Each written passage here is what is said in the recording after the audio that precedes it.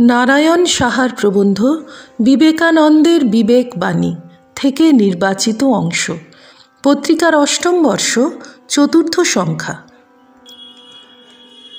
বেদ বেদান্ত অধ্যয়ন বা সাধনা, অস্পৃশ্যতা ইত্যাদি উচ্ছেদ সমাজ সংস্কারের আসল পথ নয়। আসল পথ সৎ উদ্দেশ্যে আত্মনিয়োগ। জনগণের ওপর কোনো শিক্ষা চাপিয়ে দিতে স্বামীজি চাননি, তাদের সাম্য চেতনায় উদ্বুদ্ধ করতে চেয়েছিলেন। সমাজে শ্রেণীবিভাগ থাকতে পারে, কিন্তু অধিকার বিভাগ থাকবে কেন? ধনী নির্ধন, মালিক শ্রমিক সবাই তো মানুষ।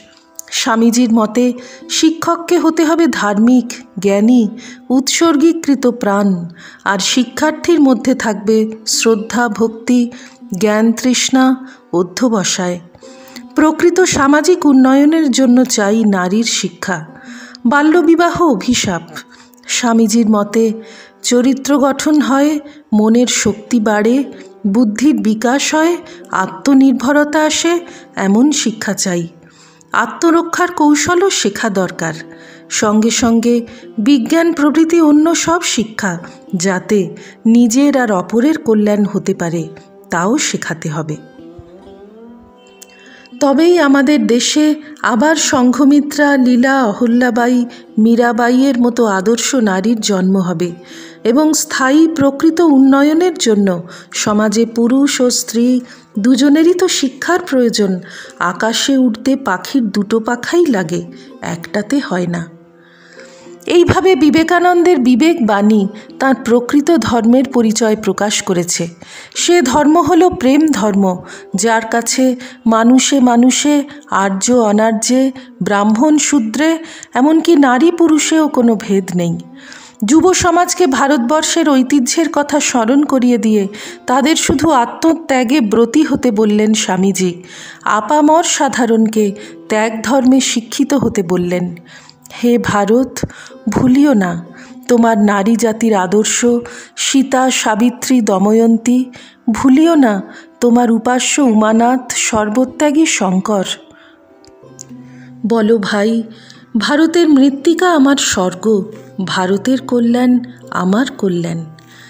এইভাবে ভারতীয় জাতীয়তাবাদের প্রকৃত জনক স্বামী বিবেকানন্দ ভারতীয় ঐতিহ্য স্মরণ করে, ভারতীয় সমস্যা উপলব্ধি করে স্থায়ী সমাধানের পথ নির্দেশ করেছেন।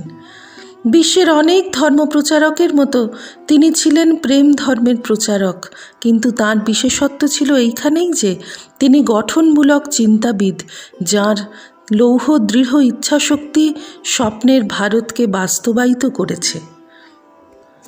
সম্পূর্ণ তো না হলেও আশা করা যায় সেই পথেই চলছে ভারত। আজ যখন বিচ্ছিন্নতাবাদের আতঙ্ক আর সন্ত্রাসের রাজত্ব আমরা অনুভব করছি ঘরে বাইরে, তখন প্রয়োজন একজন বিবেকানন্দের, যিনি শুধু আমাদের লক্ষ্য নির্দিষ্ট করে দেবেন না, আমাদের ভালো মন্দের সমান অংশীদার হয়ে লক্ষ্যে পৌঁছে দেবেন। সহনশীল শ্রোতা আর উদ্দীপক বক্তা, সমাজ সংস্কারক আর ধর্মপ্রচারক, আদর্শবাদী দার্শনিক আবার চরম বাস্তববাদী। বিবেকানন্দ ছিলেন বৈপরীত্যের সেই বিরল সংশ্লেষ। তাঁকে আমাদের প্রণতি জানাই। শেক্সপিয়ারের ভাষায়, "The elements so mixed in him that nature might stand up and say to all the world, this was a man." Shri রামকৃষ্ণার্পণমস্তু।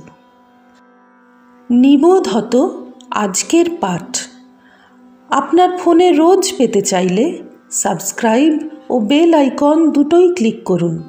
Ramakrishna ভাবধারা প্রচারের সঙ্গে থাকুন।